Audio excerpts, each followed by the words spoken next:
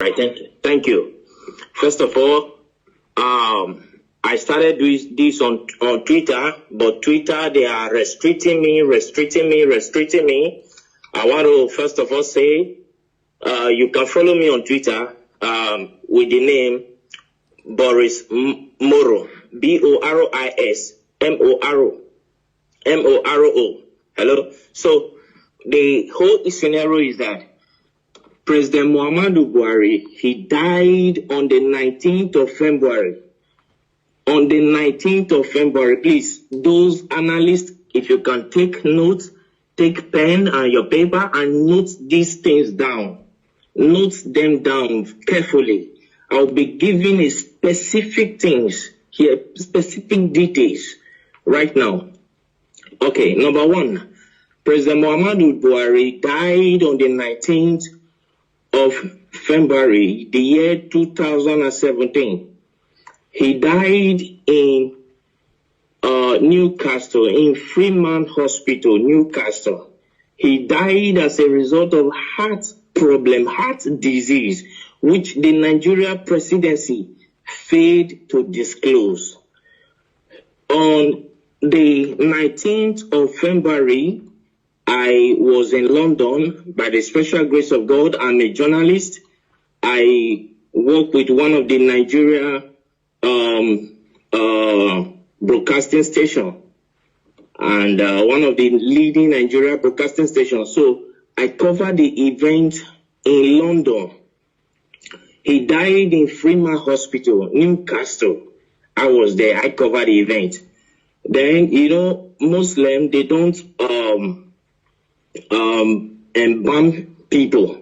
So on the 20th of February, he was flew in to Saudi Arabia where he was buried. I was there live and I covered the event where Aisha Buhari put on white attire. I think you are with me. Go ahead. So where Aisha Buhari put on white attire and the children. Can you pause a bit? Can you pause a bit? And let me remind Nigerians and the entire world that this event he said he covered. He have the video. He have the video. I do. Go ahead. I have all the video. So the Nigeria Aisha was putting on white as a sign of mourning to her husband, who is the late President Muhammadu Buhari. Then the children, according to the Muslim tradition, were putting on black. I have the video, I have the photograph and everything. You understand? Then on the 23rd of February, I was in Ethiopia as a journalist. I moved around.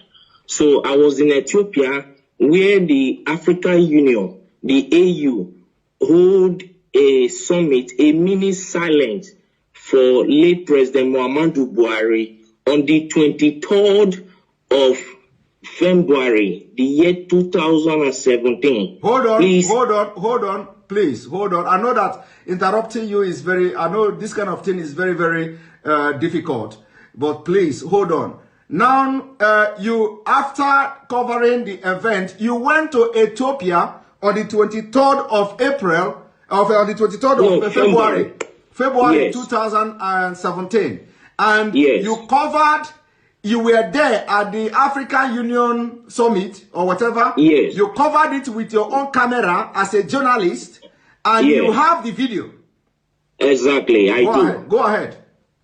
So I covered the events there where the African Union hold a mini silence for late President Muhammadu Buhari. So to show their last respect to the late President Muhammadu Buhari of the Nigeria government.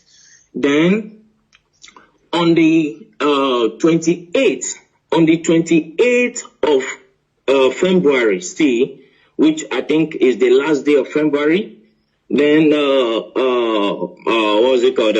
Queen Elizabeth gave a condolence statement to the Nigeria government in respect of late President Muhammadu Buhari, and which went viral.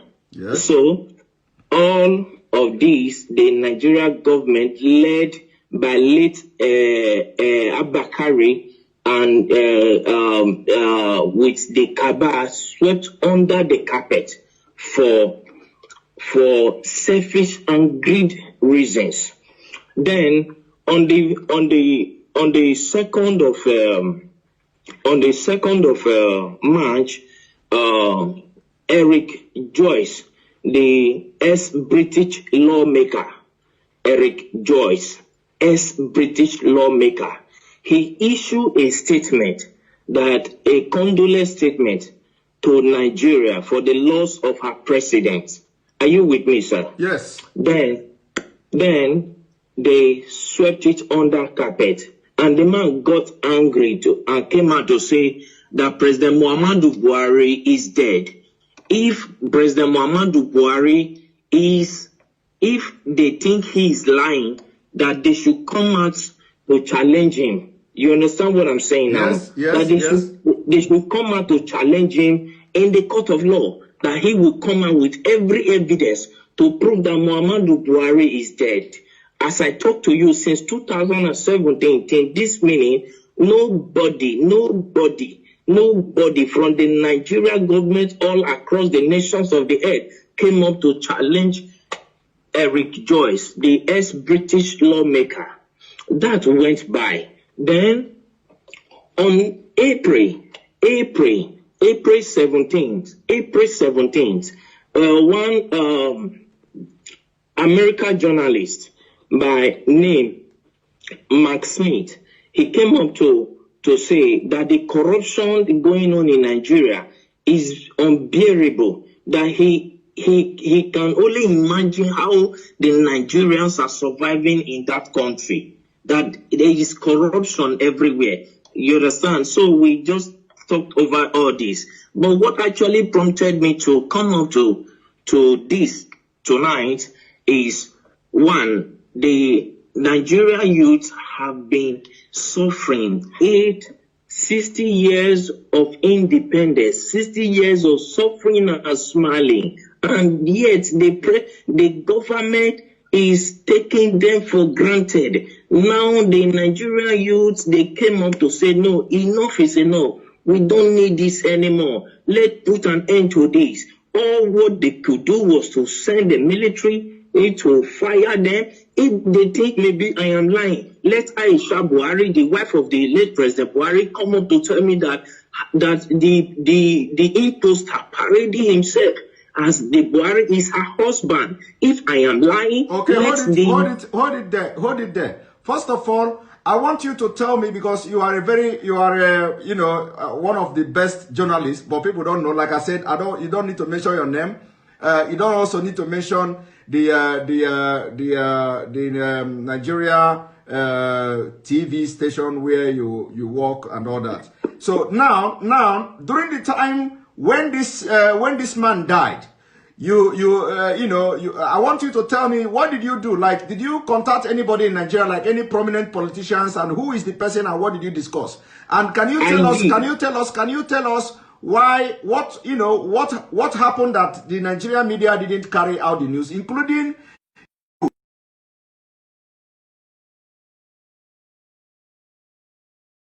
fortunate that Abakari is dead.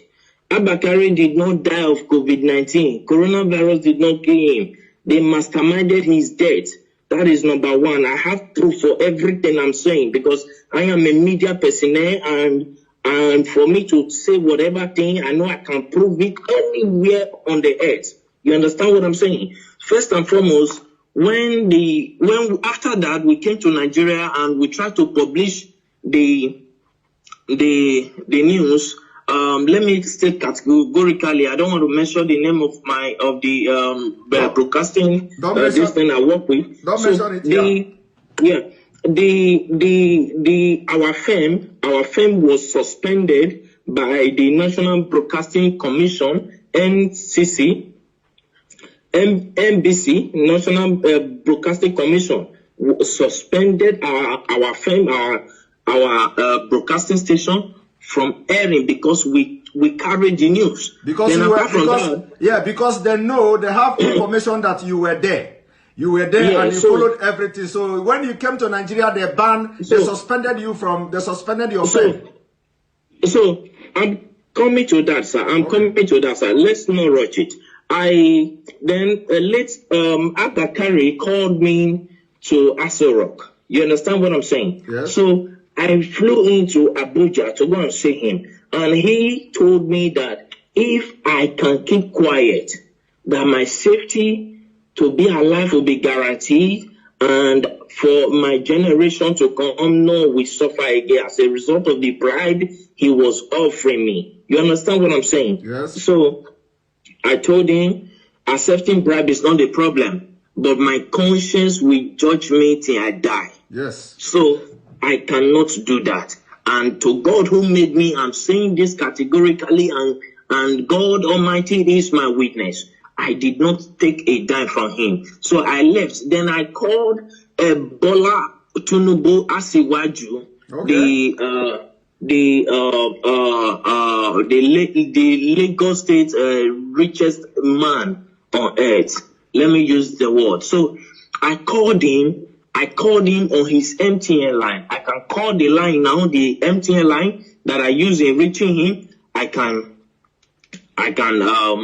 say it here. The number is 080-622-40104. That is the number I use in calling Bola Tinubu Asiwaju. So I called him on phone to tell him about the development, and he came up to tell me that I should shut up, I should keep quiet, and so many other trash and nonsense that he told me that at the end of the day, I was suspended from my work. You understand? As a journalist. Okay, hold it there. So you called Bola Ahmed Tinubu to tell Tinubu, of course you normally call him too. This is not the first time you are calling him, by the way. We normally communicate. Okay, so you called him on this number you called now, 080-622-40104. Yes. And then he tell you to shut up and tell you a lot of things.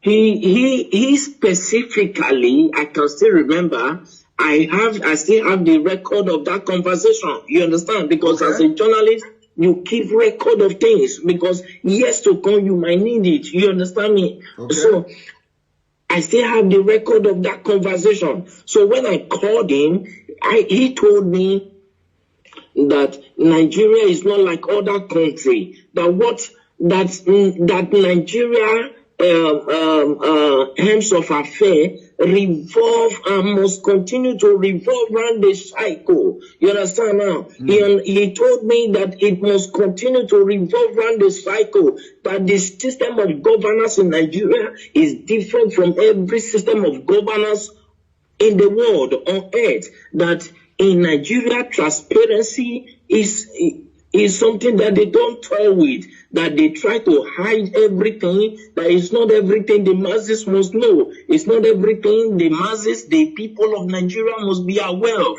Are you getting what I'm saying, sir? Yes.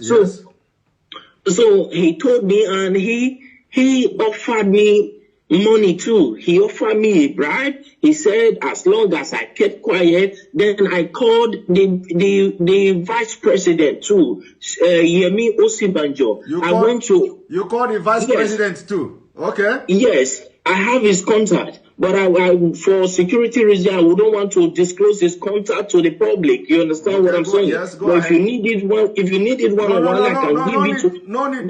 Just go ahead. No need. So I called Professor Yemi Osibanjo. I called him. I went to his office to meet him in Aso Rock in Abuja. So when I got there and I told him, sir, we understood because I was the one that covered that news. I'm from so place. I introduced myself to him and he welcomed me. He sat me down. I told him this according to the law that I know because my father is in Nigeria. You understand me now? My father is in Nigeria. My mother is from the British. Is from England. So I told him that according to the laws that are known in Nigeria, when the president died, the vice president automatically will become the president. You understand? As a way of moving the country forward. He said that the Nigerian government is not run in that system. I said, no, when Goodluck Jonathan was there, that was what happened. When the president died, he was the vice president and he came up to be the president. You understand what I'm saying? And he said, please, for my safety, I should keep quiet and go my way. That the course of things will play out by itself in Nigeria. The reason I got to understand that. Can you pause a little bit, please? I know that this is very difficult, when I'm, pausing you all the time. So, is it that because of the way you have actively trying to air this news was the reason why you were suspended and sacked or something? I wasn't sacked, sir. I was suspended. Okay, you were suspended. Okay. So was it the reason? Was it the reason you were suspended? Yes. Okay. All right. Go ahead. Because I told them that I will publish it. Then, as at that time, I was receiving so many threats. Like seriously, people started threatening my life, threatening me here and there. Then I called, what's it called? El-Rufai, because El-Rufai was there when Buhari was being buried in Saudi Arabia. El-Rufai was there, the Sultan of Sokoto was there, Ganduje was there. As at that time, then about 10 or 11 persons, prominent people from Nigeria were there, including other people who came to the burial ground. But the people that were there, El-Rufai was there. The Sultan of Sokoto was there. You understand what I'm saying now? Yeah. So when they were buried him in Saudi Arabia, and they started threatening me. As at that time, they threatened me. Because I told them I would publish the video. You understand what I'm saying? Yes. And I understand that many of them are hearing me right now. I understand that many of them will come up to say it's a lie, nothing like that happened. But if any of them can come up to challenge me that this and this and this I'm saying now never happened, I will be very glad, because I will pick it up from there. I will take it to the court, to the International Court of Law. Let Aisha Buhari come up to tell me that the man he's posting as a Buhari is the real Buhari. I will come up with every evidence, including the video of how he was wrapped with the Nigeria flag, yes, with the green, white, green cloth. Okay. I will come up with the video of everything. Okay, let them come out and challenge me. Okay, hold it there. So actually, the video and all these pictures were taken away from you, but you have your own backup as a journalist. I always have backup. All right. I always have backup. Go ahead. Continue. My camera was seized as a journalist. It was seized at the airport in Lagos. Your camera was seized at the airport as you are coming back to Nigeria? Yes, in Lagos. Okay. Till today that I'm talking to you, I've never set my eyes on that camera.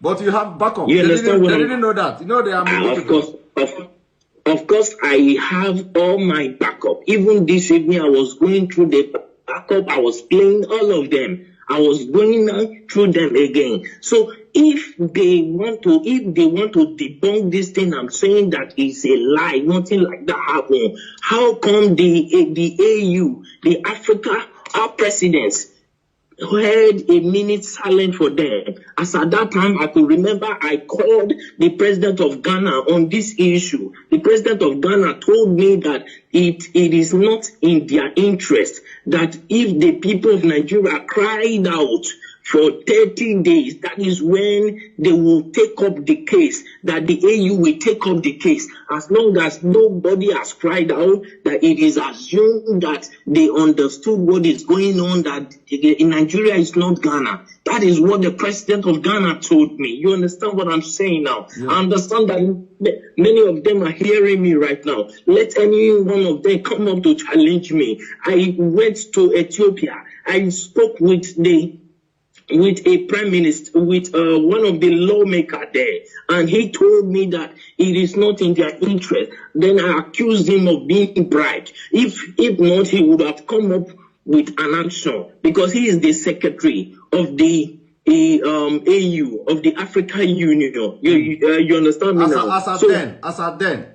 Yes, as at that time. So I challenged him. I accused him that they have been offered bribe, and he told me that he has never received any bribe from Nigeria, though many of them are coming with proposal. But whether he later accepted bribe, I don't know. You understand what I'm saying now? But the truth is this: Buhari is long dead in Freeman Hospital in Newcastle in London on the 19th of February, the year 2017. He's dead. Buhari is dead. He was buried in Saudi Arabia. Nobody can tell me that he's still alive.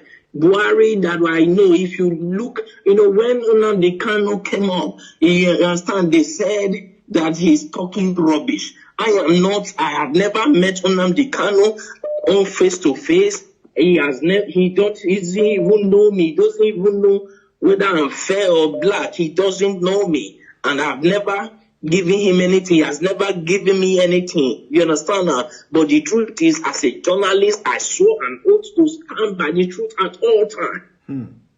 Irrespective of what may be at stake, I swore an oath to God and to humanity. And now you no longer work with this television station, and now because of what is going on in Nigeria, you are ready to shatter the table. If I am not answerable to any Nigerian authority, you understand now? When I was suspended, I was waiting if my suspension would be lifted. I waited for a period of 6 months. My suspension was not lifted. Then I resigned. I sent them my resignation letter. Then I left. I started my own firm by myself. You understand me now? Which I am growing by the special grace of God. You understand what I'm saying now? Then what we do, because a lot of people, of course, a lot of people are demanding that we are not going to discuss here, whether we are going to, how we're going to bring video to start flashing and stuff like that, because we want to be killing them, slowly. So we want to be killing them slowly. It is not going to be boom. So a lot of people are saying we should bring the video, We are not going to respond to that at this point, whether we are going to bring the video or not. But so long as they are following the program, following what we're doing, the videos and evidences will be dropping bit by bit. All right. Thank you very much. The issue is, thank you, sir. Please, I want to say something, sir. Okay, go ahead. Thank you very much. I appreciate you. I appreciate what you are doing, and I appreciate the good people of Nigeria who stood up to say, no, we cannot face this anymore. I appreciate all of you. But one thing we must understand is the spirit of unity has to be strong in the Nigeria youth. You understand what I'm saying? Because any protest that does not last for 30 days cannot draw the attention of the European Union and the African Union. You understand now? Yes. So if I'm saying this to the Nigeria youth so that they will understand what they are doing. You understand? Because right now, revolution is what is needed. That is why the Nigeria government are doing everything to block everywhere. That is why they paid people to go and shoot. Those are the people, those are the military that Buhari ordered the shooting, and the governor of Lagos State, Sanwo-Olu said that there was, at first I watched him, he said there was nothing like that. Then I called him on the phone. That was day before yesterday. You called someone on the phone. You called someone on the phone the day before yesterday. I have their number. I called him on the phone and I asked him, why are you saying this? It is obvious across the nations of the earth. Why are you saying this? People will come after you. The Nigerian youths that I know, they are calm, but when you toy with their simplicity, they will come after you. You understand what I'm saying? Yes. Then I believe that was later when he came up to say that they thought nobody died, but he began to look for possible means to change his mouth. Then I called Bola Asiwaju. Then when I learned that he was in France, I flew into France to go and see him, but I was not allowed to see him in his France mansion. You understand? Then I called him on his phone. His phone was switched off and he couldn't attend to my call. Then I went to his LinkedIn page. Yeah, I went to his LinkedIn page to contact him. And when I contacted him, he told me that he was never the one that ordered the shooting, though he was aware of it. I was asking him, why did you order people to remove that camera? He said he was not the one, that it was the governor Sanwo-Olu that ordered them to remove it, that nobody can remove it except the governor signed it. So the governor of Lagos State, he was aware of what will happen. He was aware that soldiers were going there. He let any of them come up to say this is not true, and I will publish the voice notes, the voice recording through LinkedIn that I communicated with Asiwaju Bola Tinubu. You understand what I'm saying tonight? Yes. Thank you very much. You know, some people will be saying, "Oh, this thing is not adding up." You know, sometimes when you are in the field, the way this Nigeria politicians, the way this Nigeria story goes, you know, sometimes it will go up and go down. Some people may not be, you know, getting the point. Some people may not understand, you know, why would you go to France? Why would you do this? You know, but when a journalist who is like, you know, dealing with all these politicians in Nigeria, and you want to be the person to have the first-hand information of whatever that is happening, and especially when you are out of the game, especially from the Nigeria space, and now you want to be, you want to have first-hand information of what is going on. You know, sometimes when something like this happens, of course, you can fly to anywhere just to get the information and get the first-hand information, you know, to have it in your own space. But anyway, sure. I must thank you very much. This is the first time you are talking to anybody about this. Yes. This is the first time ever you are talking to anybody about this. We are going to continue our discussion. It is not going to be online. It is not going to be live.